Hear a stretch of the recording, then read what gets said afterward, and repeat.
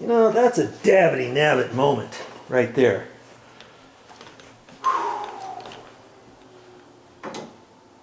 dabbity nabbit moment for sure. Because I really didn't want to have to work on this anymore. This going back up is a little bit harder. You just have to kind of hold it on there. Hold your mouth just right. And I think that might have done it. But you know what this means? It means that this next time that I put it up might not be the last time either. Might have to go through the whole process 1 or 2 more times. I hope not. I certainly hope not.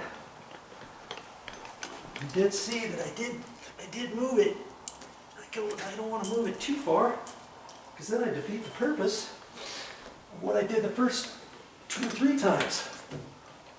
See, apparently you know there's only so much you can bend a hinge knuckle before it starts hitting the backside of the other hinge that's still left on the door. My, oh my. Yes, indeed.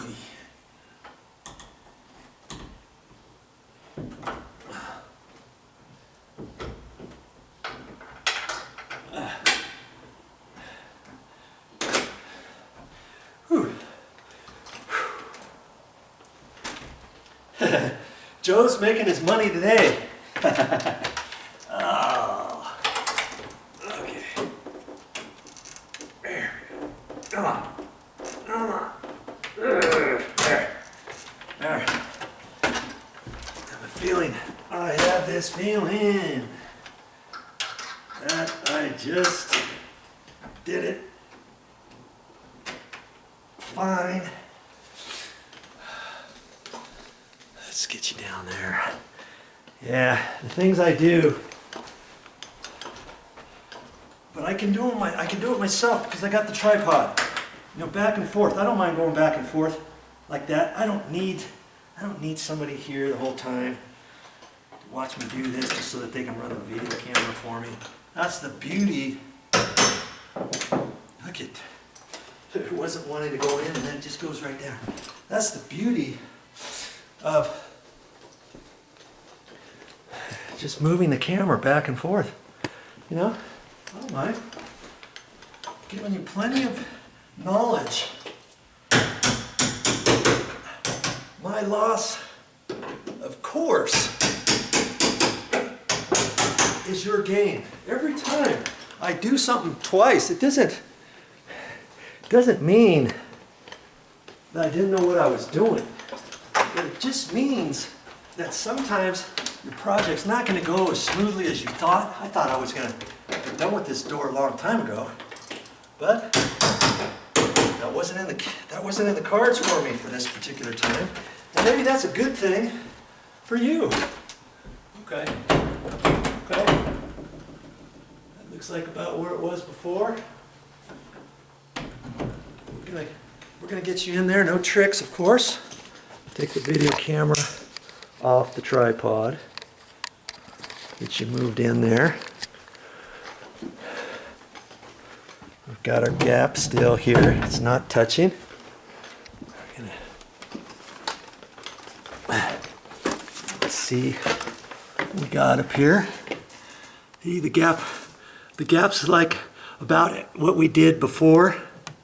And I'm happy with that.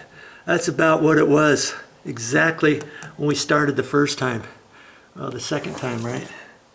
So I wanted to raise that up ever so slightly, but these hinges are not allowing me to. And if anything, you know, had I just done this trick initially, if I wanted to get that up any further, let's talk about this for a minute. Had I wanted to get up there any further, and if I was just tweaking the hinges, like I just showed you, now you could maybe take the hinge that's on the door jamb, plop it back, drill the holes, put a screw in there, drive it in there, and maybe that raises this up just a hair more. You know what I'm saying? But we tried that, didn't we? We put that hinge, we put the screw on the bottom of that hinge, didn't we? And it didn't seem to want to drive it in any further. And I was trying to put that top screw in, but it didn't seem like it was going. Maybe I should. I could probably drive that over ever so little, or I can leave it. You know, see, I still got a nice gap there. Do I dare do any more on this thing so you can see more stuff? I mean, we tried that initially, remember? Here's my drill and stuff. We took that, we flopped that back, we put a screw right there. And remember up at the top, I tried to put a screw and it started sucking over and the little nail of the door jamb started popping out. That told me I was pushing and going in the right direction. I'm thinking maybe I should try it again. Even if I do push that nail out, that's okay. The painters are coming; they can fix that, and it'll suck this over a little bit. I'm gonna you know, do I dare try that? It'll raise that up. I believe it'll raise that up.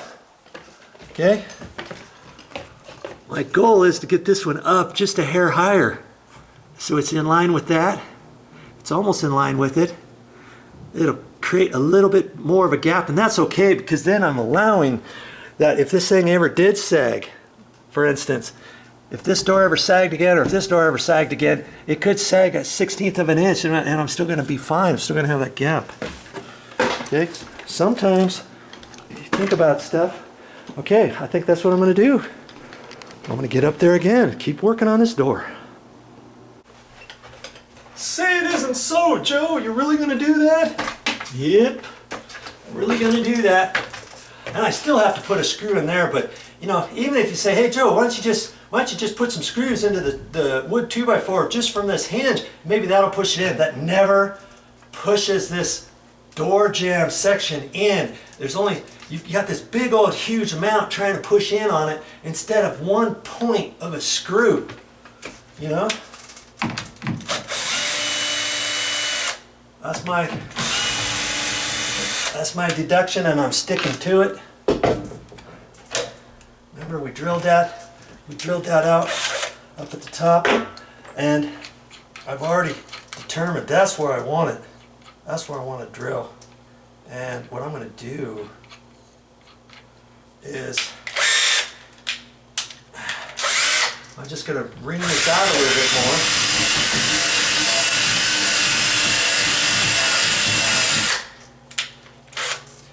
And I had 2.5 inch. Remember, I put a 2.5 inch. Ooh. Okay. Looks like I'm gonna have to change this battery, and it's a good thing I have some more batteries. And I'll have to stick this one on the charger. I'll be right back. Okay, there's a tip for you.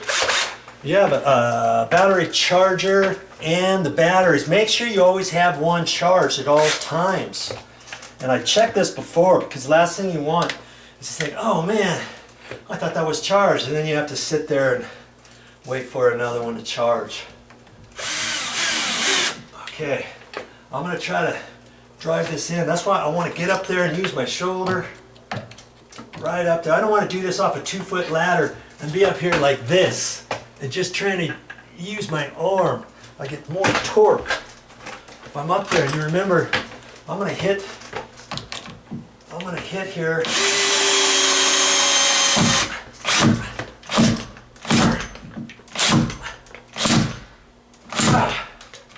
Ah.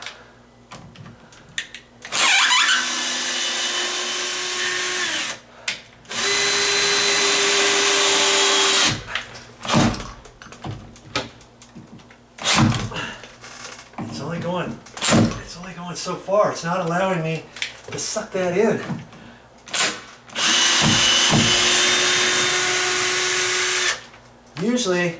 this will suck right into the wood, but I'm hitting something on the back.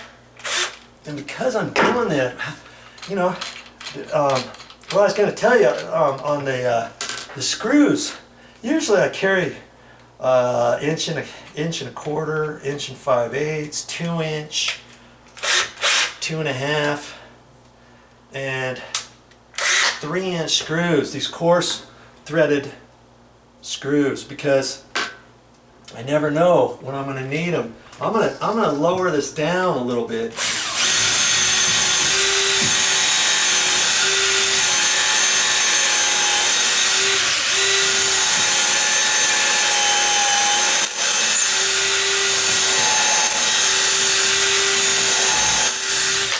Boy, it's running hot, and I can smell the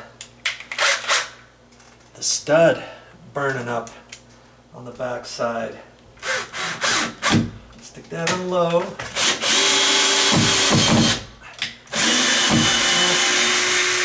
You know, this head is starting to strip. I'm going to get a new screw. See if I can't drive this in.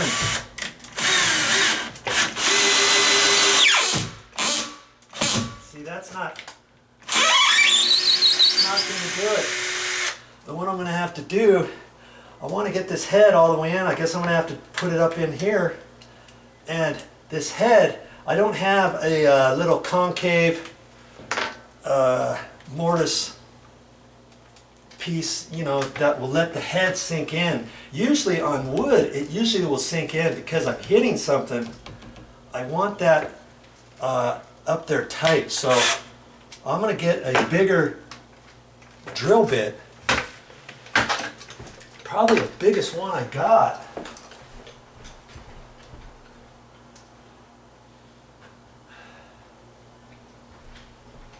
Actually, this one's pretty big.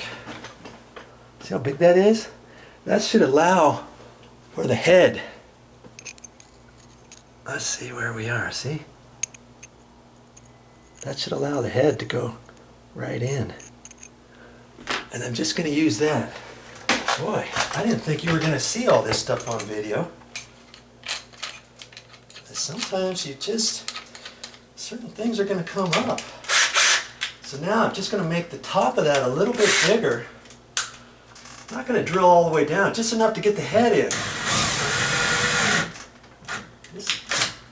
Just about like that, that's it. You go too far and you might, you know, you might have the head go right through the wood or something, but in this case, that wouldn't have happened because it's so tight there. Okay.